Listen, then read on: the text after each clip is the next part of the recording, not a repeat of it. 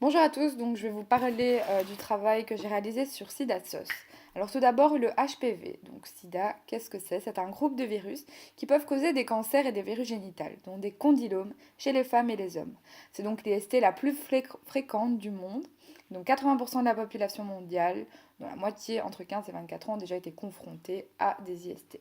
Donc, il existe actuellement 3 vaccins qui se différencient par le nombre de types différents d'HPV contre lesquels ils protègent.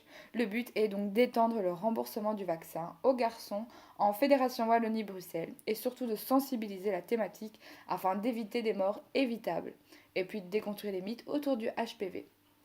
Pour la réalisation de cette campagne, je suis partie de l'insight suivant. Les jeunes d'aujourd'hui ne sont pas assez au courant des éventuels vaccins du papillomavirus, donc HPV, auxquels ils ont droit. Cela se remarque surtout chez les hommes. La campagne est donc axée sur tout le monde et donc pas uniquement les femmes.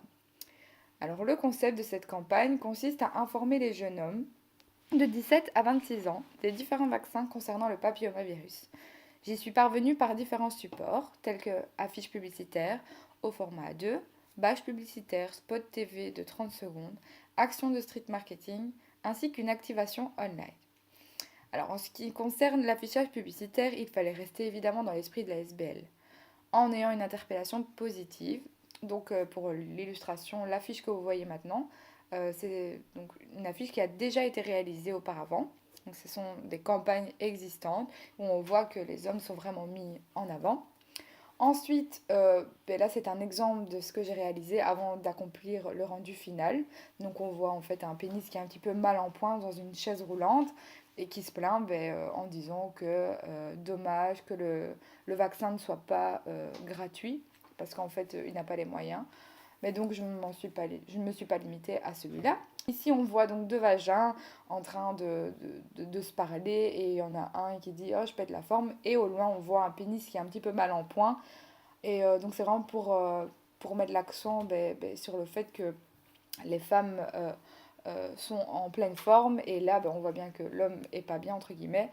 Tout ça pour arriver à ce rendu final où on voit donc un vagin qui pète la forme et donc un pénis en arrière-plan. Et donc là, on voit bien toute la concentration qui est plus axée sur l'homme, qui était le but en fait de cette campagne, c'était d'axer le fait que le remboursement n'est pas toujours offert aux hommes. Alors ici, on présente donc les personnages qui vont apparaître dans le spot TV que j'ai réalisé. Donc il y a les différents personnages donc, qui sont figurants lors du spot TV. Donc on a Patrick, Aishiro, Aziz, puis Sidonie, l'infirmière. Enfin bref. Pour le spot TV, donc au début, il y a tous les figurants, ils discutent entre eux. Ensuite, on voit que Patrick, il est un petit peu mal en point, il est en avant-plan. Et on voit que ceux derrière, ils se moquent un peu de lui. Et Patrick, il est vraiment pas bien, il est tout triste. Il se rend bien compte que il est un peu mis de côté parce que il n'est pas comme les autres.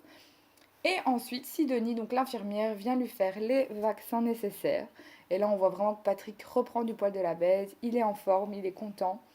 Et comme par hasard, vu qu'il a repris, on va dire, une forme plus générale et meilleure, tout le monde vient s'intéresser à lui, lui parle et veut bien de lui.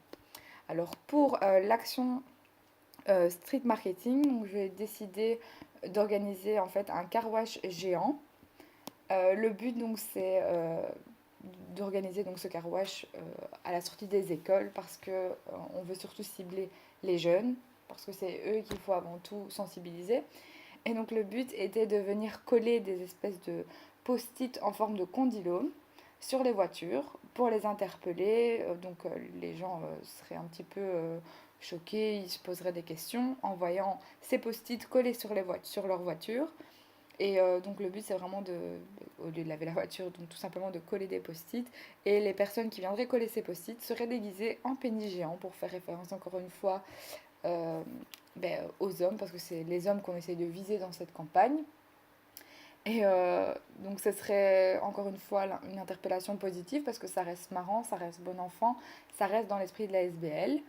Et donc au niveau du tournage et des réactions qu'on a pu récolter, en fait ça a vraiment fait on va dire, ça a amené les gens à avoir une certaine réflexion et à parler, à briser la glace sur des sujets qui sont parfois tabous et qu'on n'a pas l'habitude tout simplement d'aborder au quotidien parce que c'est pas évident.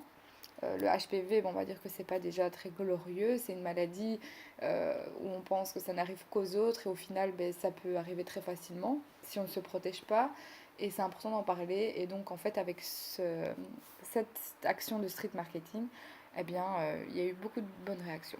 Alors au niveau donc, de l'activation online, j'ai donc tout simplement décidé de d'écrire, de publier un post sur les réseaux sociaux qui consistait à dire d'inviter les gens en restant dans le même concept, de créer leurs propres vidéos avec leurs amis et de gagner 3 vaccins donc, contre le papillomavirus et le HPV.